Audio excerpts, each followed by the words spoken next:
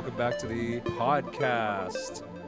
It's me, ya boy, Jay. I've got the Nancy. Hello. I've got the Deo. Ah! I've got Angelo. Hello. With me today. Oh my gosh. The whole gang is assembled. The house, it is full. Yes.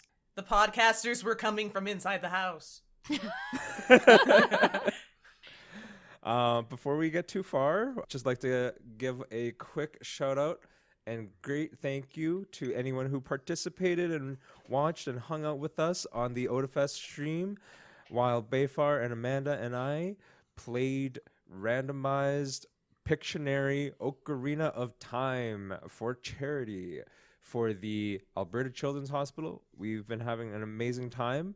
It has been a revelation to see Bayfar's art skills improve in such a short time. Oh my. Wow. It's very precious. It's It's actually really I think it's really interesting because he finds solutions to him not being able to draw so well, but he really is trying, and he's you don't hear him talk for a while because he's like, I am focusing. I am devising. On drawing, okay? Devising, planning, and strategizing here. Yeah. Meanwhile, I'm running around like an idiot being like, I don't remember how to fight this boss because I didn't realize just how rusty I was at that. God. I mean, certain bosses are really kind of weird. They're all creative. The floor, the levels, the dungeons are all very interesting. I just didn't realize that it had been a solid 12 years maybe since I've played Ocarina of Time in an entirety. So it's been a time. Interesting. Definitely. But yes, thank you again for all of the community support and supporting the kids. So that one day they can also continue to play games for kids, hopefully. Yeah. Yes. I think the cycle perpetuates. Indeed. And speaking of kids, there's a lot of interesting gaming news kind of floating around in the general nerd sphere. A whole bunch of really interesting stuff going on. Some very positive, and some maybe negative. That was not a surprise to anyone. Yeah. And So, in what has become one of the most self-fulfilling prophecies, Google Stadia, the product that people didn't sign on to because Google kills products, didn't attract any customers, and as such, Google killed it. Yeah, another one for the Surprise. Google graveyard. Surprise! yeah. And I know that when Stadia was announced, we talked about it on this podcast. And I was so full of optimism. I was like, I don't personally need this service for myself because it is not something that I need. However, I like what it is doing for the general demography of all gamers. I like that. I wish I could support this, but I am also fearful of the Google graveyard list. And I know we talked about it. We said exactly that. And then all of a sudden it was like, okay, how's Stadia doing? Oh, it's being canceled real hard. Apollo with the steel baseball bat in the closet with the gift of prophecy, just ready to go. This reminds me, I have actually visited the Google graveyard. Yes. I don't know if I've ever mentioned that, but when I went to California a few years ago, Wait a minute, there's a real physical Google graveyard? I'm trying to remember because it was a very short part of my trip. We didn't stay there very long, but I visited the Google campus because the friend that I visited with, his brother worked at Google at the time, so we could just explore the campus, basically. Neat. There's multiple campuses, but we did visit 2 of them. I don't know if there's more than that. I don't recall. Mm-hmm. But yeah, so there's an area where there's an Android. I don't want to call it a graveyard technically because Android is still around, but they monumentalize each of the mascots. Release. Yeah, they've got the mascots for each of the ones because it was this one was ice cream sandwich, so they've got exactly. an ice cream. Yeah, I've been there. It's interesting. I don't know if it's really a graveyard. I guess I more could like call a it temple or graveyard. monument. But then there is a separate building that's very close by on the same campus where it does have some of their discontinued products, but it's not. I don't remember if Google Glass was there, for example, and I don't remember all the other bits and pieces, but there was definitely a few of their past stuff, whether it was successful or projects. not. They're past Yeah. projects. Mm-hmm. Well, that's kind of Overall, yeah, I was like, that is interesting, but like for a company like Google, they frequently throw things away once they're like, this is just not going to work for us, or we don't want to expend any more energy on this, any more resources. Yeah, like in a way that very few organizations can be just so like freely like, oh, we are now redistributing the team who worked on this project for 4 years. Yeah, Damn. like Google I'm is Google is one of the, I always joke that like every company nowadays, especially like if it's a tech company or it's a company that has like an IT department that's internal, every company wants to swear up and down that they're agile and that they follow agile methodologies. And they usually don't. Google is one of the few companies and one of the few tech companies out there that claims to follow an agile process and actually does, and actually follows through. Because they just cycle through products. Like they try something and if it doesn't work, they iterate on it and they keep iterating on it. And if it gets to a point where it's just not worth iterating on anymore, or it's like it's complete but it's not profitable, they let it go. And just to be clear, they also don't just like fire the people who were on the team. No. Yeah, they don't just discard. They're not just like, them. hey, your contract is ended or you don't have a job anymore. It's okay, you've spent 2 years working on this. Now you're going to go work on something else. Mm-hmm. But there has to be someone at Google who looks at these projects to begin with and say, that's a bad idea. Like everyone, when Stadia came out, everyone was saying basically the same thing. That's cool technology, but it's a bad idea. And I think you have to try. well, here's the thing. If they have the resources to try, which is the interesting thing, right? If anyone has the resources, Google is it. Yeah. And the way that they're sundowning it is also a very Google way of doing it, something that basically only a big company like Google can do. But when it was launched, it was a service that needed close physical location to a Google point of presence. It needed very fast internet. So you were looking at someone who lives in a dense urban environment who wants to spend money on like gigabit fiber. Like you are looking for an enthusiast. And you're saying, hey, Mr. Enthusiast or Mrs. Enthusiast or enthusiast person, imagine if you didn't have computers, but still wanted to game. What market is that? Yeah, like, okay, I guess I see your point. Like, the market segment for the Stadia on launch was, like, non-existent. It was people who had the ability to have an amazing PC and multimedia setup and had none of the hardware. How many people does that actually exist? It's almost basically nobody. The only people who must have actually bought Stadia literally just must be Google fanboys.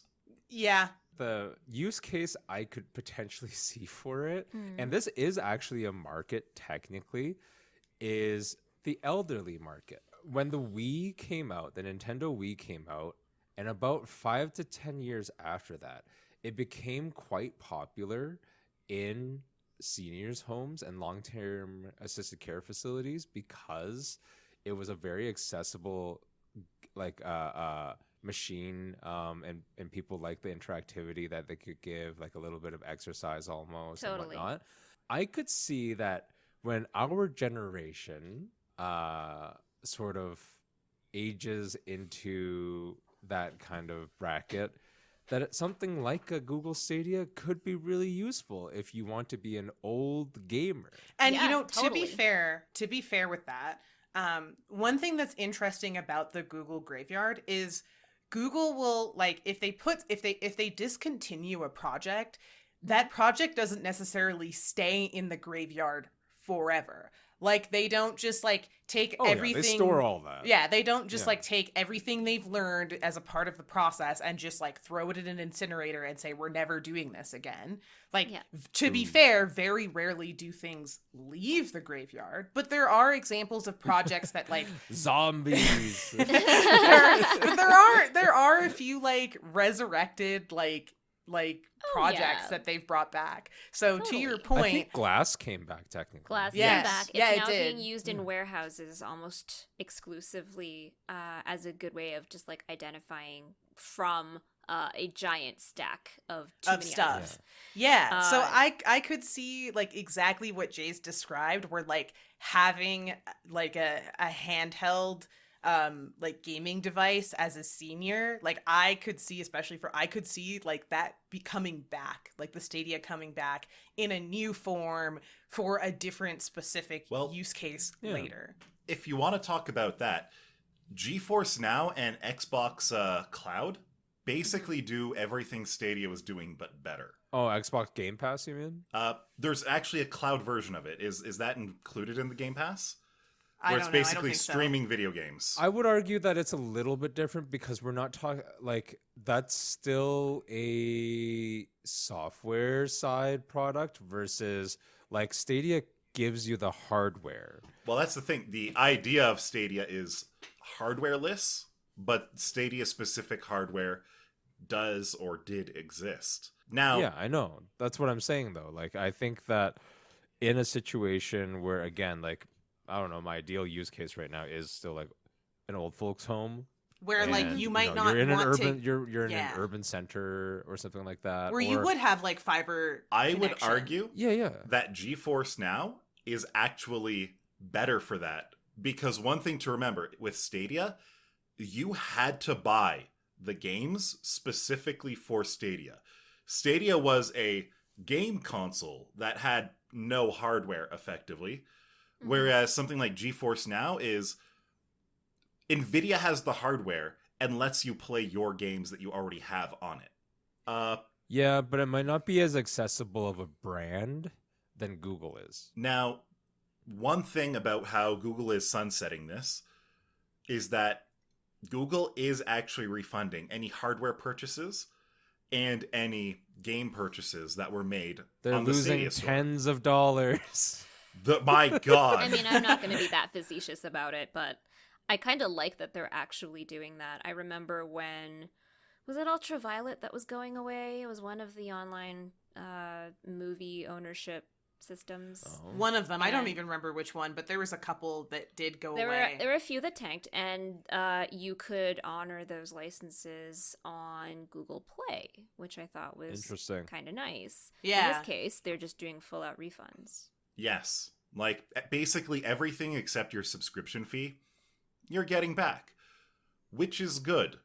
To be fair... It just means that they just treated it almost like a giant beta for people, it sounds like. Yeah. You know? But I think you're right. I think there's a lot of potential for this project to come back when the actual customer Time base is is right. there for it. I do not we think this age in 40 years. service will ever come back again under Google, because as much as they're doing the customer right, they did developers really, really wrong. Oh yeah, that is a fair point. Like I don't think Google is ever going to succeed at tapping into the game dev market So- ever again. This may surprise Interesting. you. Developers working on Stadia exclusives and Stadia ports and Stadia games, they found out that Stadia was closing down when all of us did. Oof. They were not told ahead of time. There was a post on our game dev That I did not hear. about a That sucks. development team who had spent 6 months porting to Stadia, and the night that their game launched on Stadia was the night that blog post about Stadia shutting down was released. Ooh. Yeah. Oh, I wonder yikes. why that ever happens, because that's not the first time. This is not a Google thing. Like it happens in, I want to say, like the gaming or tech industry a lot. The thing is, Google can't where trust them not people to just leak it. slap. Yeah, like it's a mix of both things, I think. It's like the executive level. Just litigate them to hell. Well, yeah, I mean, but that's expensive and timely, and you have to set the precedent first before people are really afraid. I guess. Right? No, you have a good point, though. So they can't trust people to hold the secret, but it's also because like, and I've kind of observed this is in the IT world, in the tech world, developers are like probably the most dispensable, like they're treated as the most dispensable labor. Like you might hire a dev or a Hell yeah. We puppies. I was holding her specifically so she wouldn't be like barking at our feet, wanting attention. But now she wants the attention. She saw someone outside, I guess. Someone she didn't like. That's impossible. I've met that duck. No, she's angry at the wall for getting in the way of the person she wants to pet her. Oh. That's actually what it's called. It's called like border anxiety or border frustration, something like that. Oh, interesting. So, I don't remember what I was saying. That developers are disposable. Oh, so in the IT space, and generally in the IT world, developers are often seen as the most disposable labor. You might hire a developer or a dev team, and you hire them for a 3-month contract or a 6-month contract or a 1 or a 2-year contract, and it's just a cost, right? It's like a product, or it's a product that you go out and buy, right? Like you need to solve, you need to go nail something. Like you need a staple gun. You need to nail, or like a pneumatic, the tool Nail that you gun. use, the nail gun. You need a nail gun. So you have your nail gun at home, and you need a nail gun to solve problems. So you go to the store and you buy a bunch of nails. Well, your developers are a bunch of nails, and so if you bought more nails than you needed, you just return them. You just bring the receipt No, back. I and keep you them in return the closet. You keep them Throw forever. all these developer peoples into In the closet. storage closet, and they'd be like, "Shh, I need you later." Yeah. And so unlike the sort of like the cloud, so like the Google Stadia, like the employees at Google who probably worked on the Stadia project, they're not like, they're the nails that like, oh, this is a really fancy nail, I'm going to keep this for a later project, or like I'm going to keep this and maybe have it do something else or turn it into a screw or whatever until I next need a nail project. But developers, you don't keep them around, you just get rid of them, and you hire more again when you need them for a new project. And so Just to be clear, this is not a healthy approach to developers at all. Not at all. It's No. not a But- healthy approach, but it but is it does seem is a to reality. be the reality of how developers get treated in Right. the industry. And that's not even unique to gaming. Like that just seems to be any kind of development project. It's you buy a bunch of developers and you use them, and if for whatever reason the project goes bust, the first people you get rid of, like the first thing that you shave, the first piece of fat that you trim off your organization, is the developers. Right. And not to justify it, but I'm sure that in the current job environment for developers, they know. Yeah. Obviously. Yeah. Like it doesn't make it good, right? No. But they're like well aware that's how the culture is surrounding their employment. So- Exactly. So I mean, like obviously, it depends on the employer, but yes, more often than not. more often than not, it's something that people are aware of. It doesn't make it good. It doesn't mean people like it or enjoy it, or that it's a healthy approach to treating laborers. But I think a fair amount of developers know that is their reality, even if they don't like it. Mhm. So, Stadia is dead. Stadia is super dead. Stadia is the deadest it's ever been. Cyberpunk 2077, on the other hand, Somehow is more alive than it's ever been before. Yeah. Indeed. So for full context, back in Yay. September, and precluding to September's release, Netflix had announced and had provided some trailers that there was going to be a Cyberpunk 2077 anime. And it was going to be animated by Studio Trigger, which, if you're a big anime fan, you know them. They've done really awesome works such as the ever popular Kill la Kill. They did Promare was their like movie feature. They did Darling in the Franxx, which your mileage may vary. You either love it or you don't. But you know, they've done a bunch of work, and the anime released in September to unbelievable success. Anime fans watched it and loved it. Non-anime fans watched it and loved it.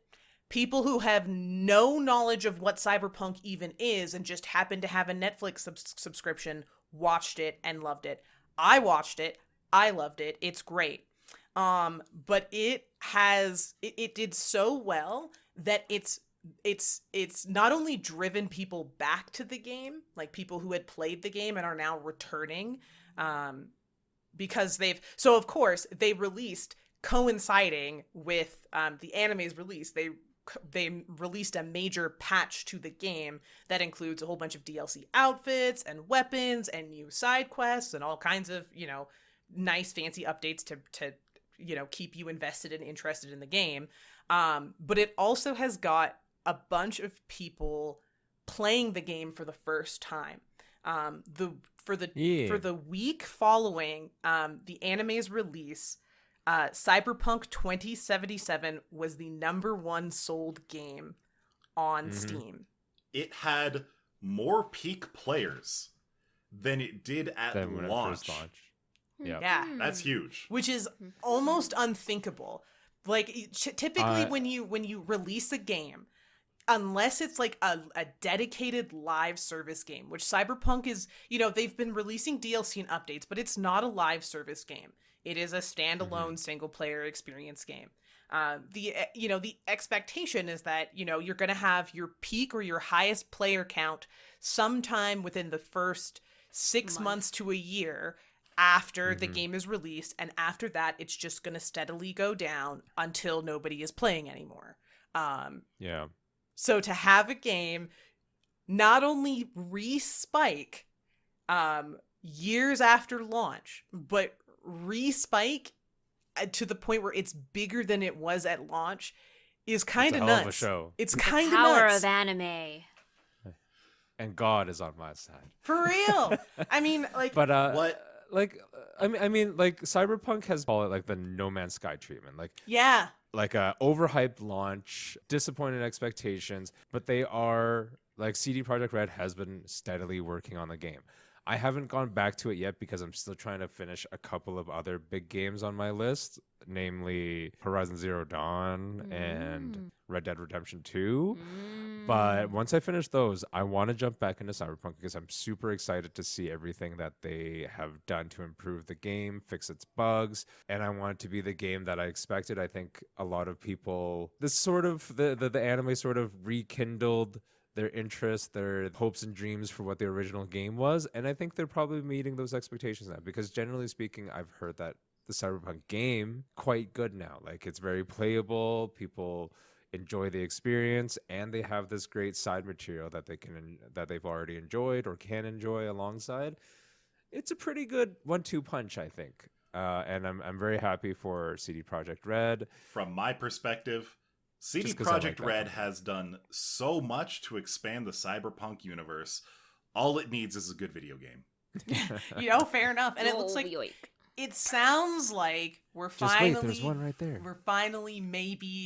It sounds like we're finally actually getting that really good video game because the anime was awesome. I loved it.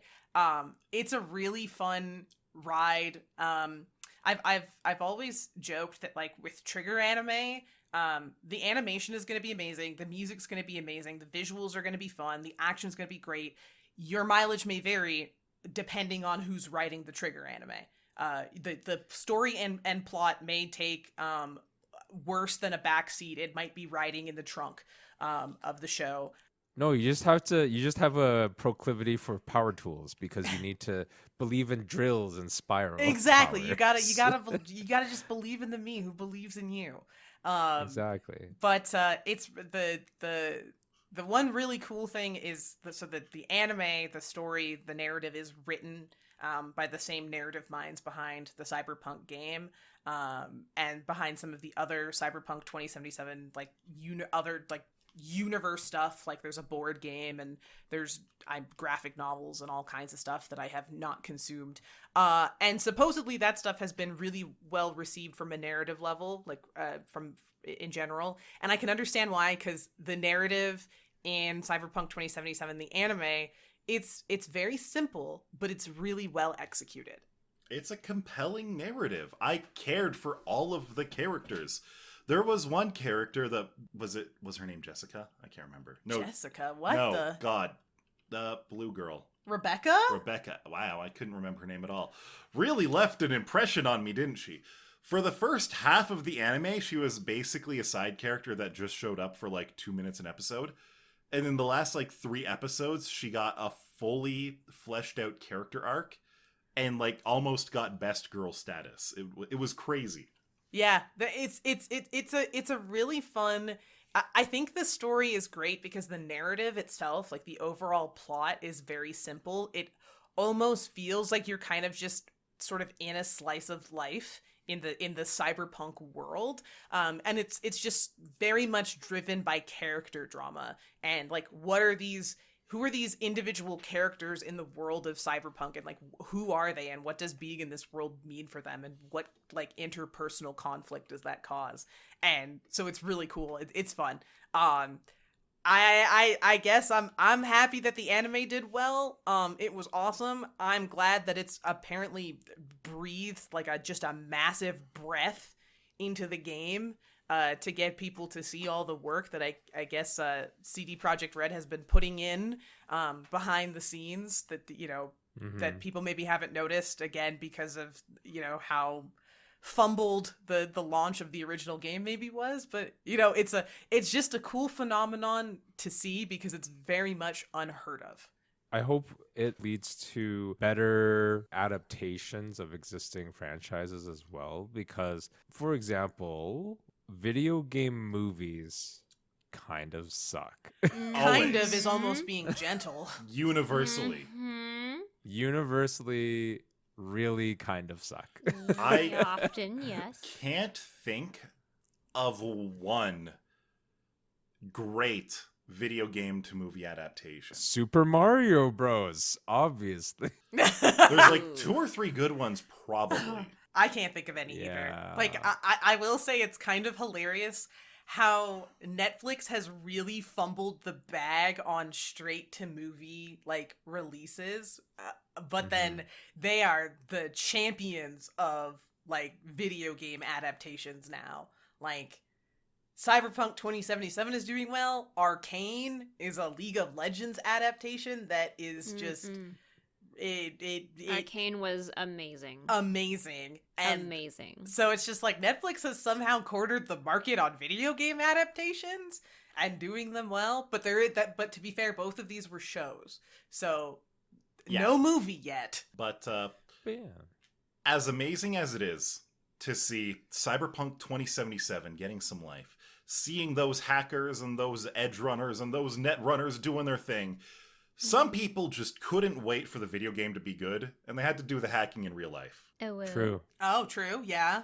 And so, there was a kid out of the UK who hacked into Rockstar Studios and got all the source code and assets for GTA 6 and leaked them online. A true cyberpunk! Yes. Legit one of the biggest gaming leaks Ever. And for one of the biggest projects in gaming, you know, one of the biggest franchises. Just insane how much information they distributed, and then they tried to like shop the source code around. Oh yeah. And this is like I think he's technically a minor. I think he's like 16, 17. Yeah, like he They've is a teenager. already been arrested. Oh. Yeah, and he is getting slapped by the judicial system. Oh yeah. But for anyone who actually, like, even if you don't care about GTA and the new sequel and everything like that, that's coming out probably in a couple of years' time at least still, like, this is huge. You don't ever want to be doing what this kid did. Like, it's one thing to like hack thing. Like, a lot of people like to hack into things to get like To access, learn how. not necessarily to learn how. To it's like a lot of hacking is like if you have a safe before you, it's not about getting what's inside. It's about understanding the getting in. mechanism. Yeah. Exactly. And what this kid did, and I think he had like, you know, their little secret underground network, darknet shit with their little, you know, hacker friends, but like they just went about everything, I think, in the worst way possible, thinking that maybe they could profit or like they would be like revered somehow. Yeah, Possibly. there's definitely like Like, oh, we'll be notorious now. We'll be Prestige. like, oh, There's some prestige. yeah, there's definitely prestige. I Especially did it for the exposure. Yeah. Sure. This kid, if he is ever able to leave the UK again, if he goes have to DEF internet CON, access? he'll have some people being like, "Hey kid, great hack. That was pretty damn cool.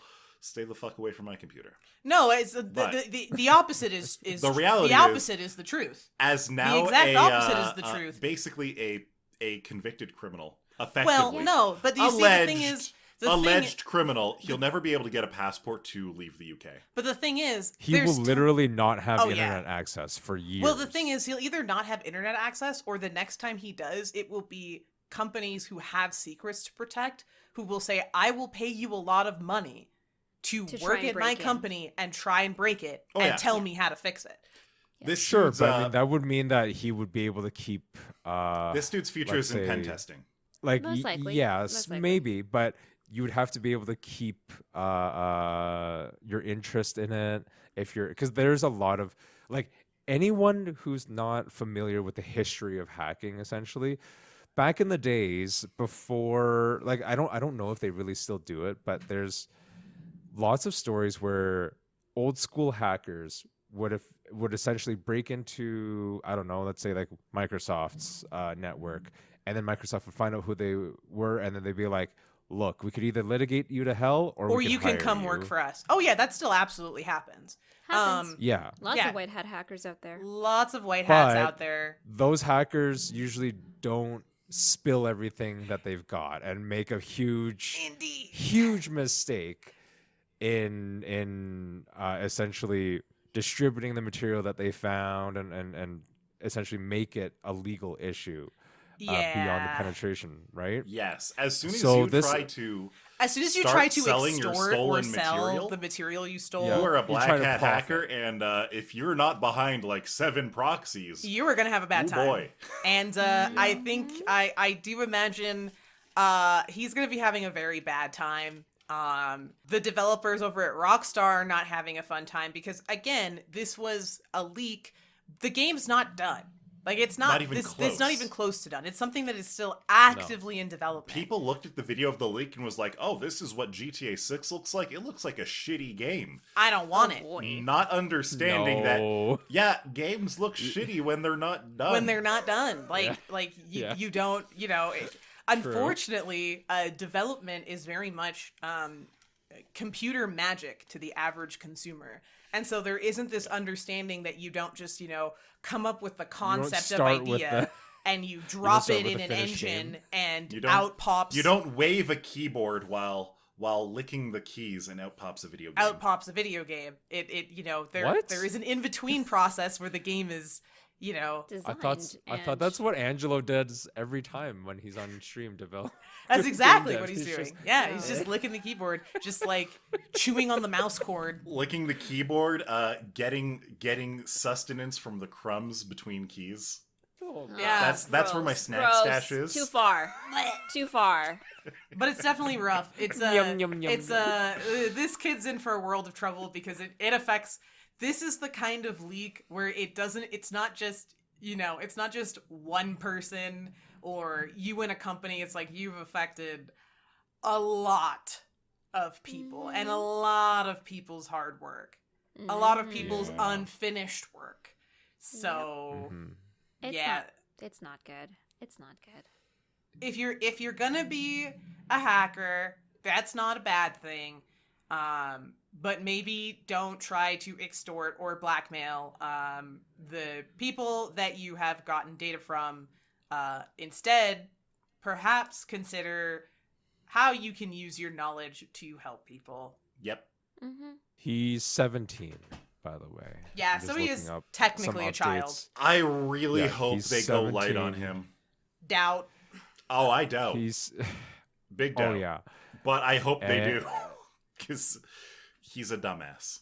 Yeah, it'll be tough for him. But you know what'll be interesting? If you ever play the game, I'm sure there's gonna be a huge, either Easter egg or like huge reference in the game about what happened. Definitely. Somewhere, like, there's no Yeah. way after all of this headache, the dev team would not want. Yeah, Just some I'm NPC sure- camping out in the woods being like, the authorities won't let me have computers anymore. You know, I can't even have a as cell you were. phone. yep. well, you know, as it goes. hmm Speaking of all the games, been playing some games. Uh-huh. I have been playing nothing new. Okay. Except there's like been a mod that came out recently Mhm. for like pretty much all the Pokemon games, like all the handheld Pokemon games. So we're talking like anything from Red, Blue, and Yellow up to like Diamond and Pearl, and maybe even like X and Y, Black and White. I don't really remember, like maybe Sun and Moon and stuff, but all the handheld games. People have been coming out with this with like randomizer randomizer mod for the game where like you change all the Pokemon, you change all of their stats, you change all of the moves they can learn, and then they impose incredibly limiting rules, and it's called Pokemon like Ironmon Challenge. Oh. And there's like a whole different like I stumbled across this maybe a couple of weeks ago when I was just watching some streams, and then got sent over on a raid and watched this guy start playing, where basically this Ironmon stuff is like there's several tiers of rules where like the first basic tier is you can still have a full team, but the team is limited in how they can like heal and when they can battle and the moves they can use and stuff like that. But like I was like, okay, this is interesting. And the streamer that I was watching is using the Kaizo rule set, which anyone who knows the word Kaizo when it comes to games is just like, oh, you're in for a bad time. So the streamer I was watching, he was playing Pokemon Fire Red, and he finally beat the game on the Kaizo rule set after 3,905 seeds of attempting. Wow. That's a lot. And I was like, this sounds interesting. This is just the amount of crazy for me. to For try. you specifically. You're like, I love suffering. I love pain and Pokemon. Yeah, so I've started this up, and I've probably been playing for about the last 2 weeks total, maybe 2.5 weeks at this point. And some of the rules, specifically in the Kaizo set, there's actually the fourth. This is only the second highest difficulty because I don't want to go to that last difficulty. I looked at the rules. I was like, that does not sound like any fun. But this one sounds just unfun enough for me. But this one, you can only have one Pokemon battling the entire game. Ooh. That means all trainer Pokemon are boosted 1.5 times in their levels. You cannot go grind in the wild grass for levels. You can for experience and stuff. And you can only have the one Pokemon for battling. You can't use Pokemon centers in certain situations. Most of the time you have to do all your healing in battle with the items that you found that are randomized in the world. So hopefully you find some potions along the way, and you can't use any other Pokemon. So if you catch a Pokemon, if you come across a Pokemon in the wild, you can catch it, but you have to switch to it. So that like it doesn't work most of the time because they will be under leveled, and you can't you have to use trainers as a way of fighting, and you can't use healing moves, and you can't like it's basically a grand struggle. I have played over 300 seeds already, and I've only beaten Brock once. Holy Oh shoot. no! So you are in for an eternal world of pain. This sounds like you just Yikes. have to wait for RNGesus to bless you. Yeah, that would have to be it. A little bit. Like, there's obviously lots of luck involved in a run, but that being said, like, there's ones where, like, you just get. I've lost some really good Pokemon. I get like PTSD already because I think about it and I'm like, Did you have a that Mewtwo? one Blastoise, that one I had this one Blastoise that I didn't even. There's like, so when you start the game, everyone I'm sure sort of remembers you go to your, you go pick up your Pokemon out of the 3, right? You cannot choose a legendary, by the way. Like, there's okay. restrictions on what kind of Pokemons you can pick up. There are legendaries in the game, but you can't use Pokemon with over 600 in base stats, which is mostly legendaries. But the thing is like, you pick your Pokemon, then you have to battle your rival. Your rival is at level 8 because of that 1.5 times boost in level. You're level 5, and they can have a whole bunch of randomized stuff. You have your randomized Pokemon, and there have been times where they just have the perfect counter to what you have. I once had this Blastoise that I picked up. I looked at its stats. I looked at its moves. I'm like, oh my God, it could be the one. We could have a chance. Good luck on Lieutenant Surge with that Blastoise. And then like I had a Blastoise, but it had like a fire move, which is totally fine because the rival picked a Pokemon that was a grass type, weak to fire moves. I was like this could be it, and I could maybe get out of here, and I could like go and have an amazing run. I used the fire move. Every Pokemon has an ability, and the abilities are also randomized. This grass Pokemon had a fucking ability that absorbed fire moves. And you don't know that. Like, there's no way to know until you like activate or trigger the ability. Oh my God. And I was just like, rest in peace. And that run just didn't like you didn't beat you the know, rival. it lasted less than 5 minutes. It lasted like 3 minutes, and it was just like, cool. Throw away the Blastoise, onto the next seed, because they know that. And there's just so much like unrealized potential in each seed that you fail in, because you never Feels know. awful. Oh, that's amazing. Like, RNG. I'm not even a streamer. No one witnesses my pain. RNGesus was just sitting up there looking at Now's you the like. time to start. Was But, there? like, But yeah. Has there been a situation so far where your rival has the legendary? Oh, absolutely. But sometimes you can beat a legendary. Like, it's not impossible, because it's still also just level 8. It should have some good stats, but like the moveset could be totally garbage. Like it's the meme is like called like out of lab. It's like, did you get out of lab? No. Return to, or if you like fail like early on, they're like, return to lab. Smack. that just, it hurts God. me a little bit. But It's very much a grind. How much time would you say on average over 200 seeds that you've tried? How much time have you spent before having to move on to the next seed on average? If I had to guess, I would probably say I spend 15 to 20 minutes of gameplay. No, it's probably less than that. I think the actual average would be closer to 10 minutes, because there's lots of times where I get to Brock and I've failed at Brock, and getting past Viridian Forest is another thing. But like, those seeds usually run me at least 30 to 40 minutes, but there's plenty of seeds where I don't get out of the lab.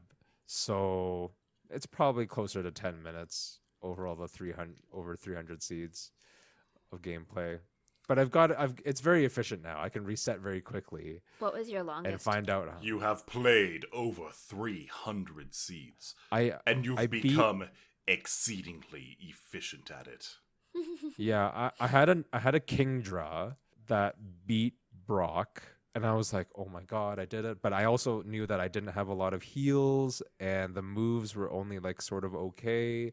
So far, I hadn't. Oh, that's the other thing. You can, for your Pokemon, you can pick up like moves from the world, but you can't use them on your Pokemon. You can only level up and learn your moves, or use the TM, the move that the gym leader that you beat gives you. So you can't immediately improve your Pokemon very easily. So after I beat Brock, I was like, oh my God, first time beat the big hurdle because Brock is like a huge gatekeeper in the game.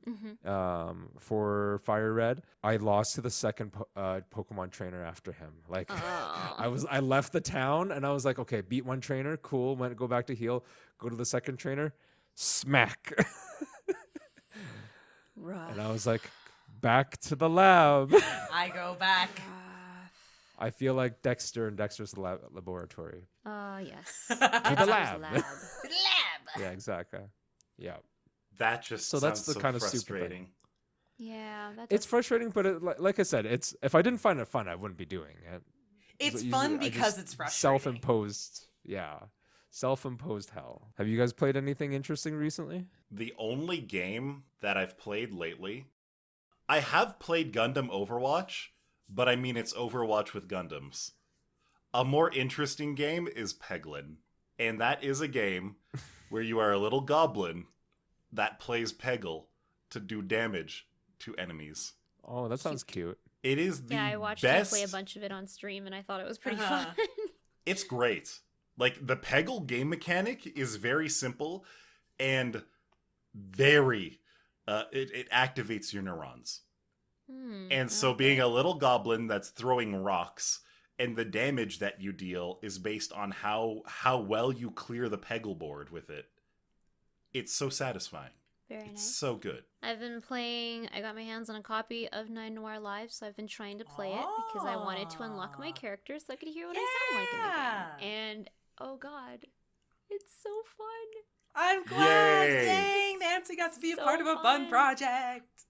But many eons ago, Brofar outed me for being an extremely innocent person at times, and that came out in this game. At some point, people were like, did you know that you could use the glass in your inventory to listen in on conversations? You should try that. And I was like, oh my god, that's a thing? Who tries to listen to... Oh, I don't. That doesn't mean that other people don't. Uh-huh.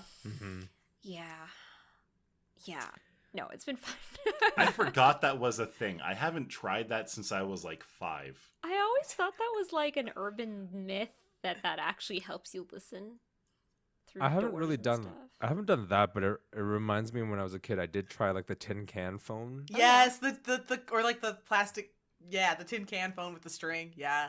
Uh-huh. Yeah, I thought it was pretty cool. Oh yeah. Did That's it like a work? rite of passage. The thing Oh, about yeah. the cup on the doorway thing, most people just aren't talking about anything interesting ever. Yeah. True. Yeah, Also like true. most people are not having private conversations where the only thing separating unlistening ears is a door. Like, if your parents really don't want you to hear something, they're having a conversation when you're not home. Yeah, or like in the car or In- something, or like, somewhere where just you away aren't from around. you, Yeah, exactly. for sure. Although I will say that in public, sometimes you do hear like the weirdest personal You conversations, hear like things that like just make no sense, or like have Yeah. things that people have no business even if I discussing get like snippets in public. One time, because I live downtown, walking down like past like patios and the restaurants downtown, and you hear people talk about just really weird things, and I'm like, but I've been there. I talk about really weird things sometimes in public, and then you make the joke about how you can't be in public. And I'm like, yeah, one time on get it. Dio's building, there was a guy using the intercom to call his friend. So like he buzzed his friend from the intercom that goes to the guy's cell phone, and they start talking about something. And I'm like, wow, this guy's on the intercom for a long time. I'm not listening though. And then his friend on the other side of the intercom says, I don't know, dude. I don't want to go to jail for this again.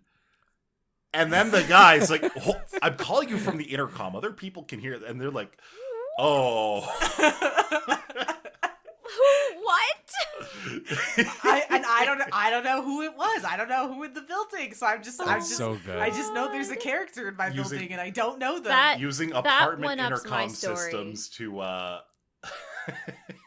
I still want to hear Nancy's That beats story. my story. One time I was at the mall, so very public bathrooms, and Yeah. there were two women in the stalls intimately discussing how they were going to get the one girl to divorce her current husband because Oh they my God. yeah, it was just like I understand that this is a very important conversation for you to be having if that's the future you decide for yourself. However, maybe not in in market the malls toilet. bathrooms, maybe. But I would say that because like bathrooms tend to be like they're thought of as a very private space. But So they how? just, even though they were in a public one, don't get me wrong, I am not siding with them.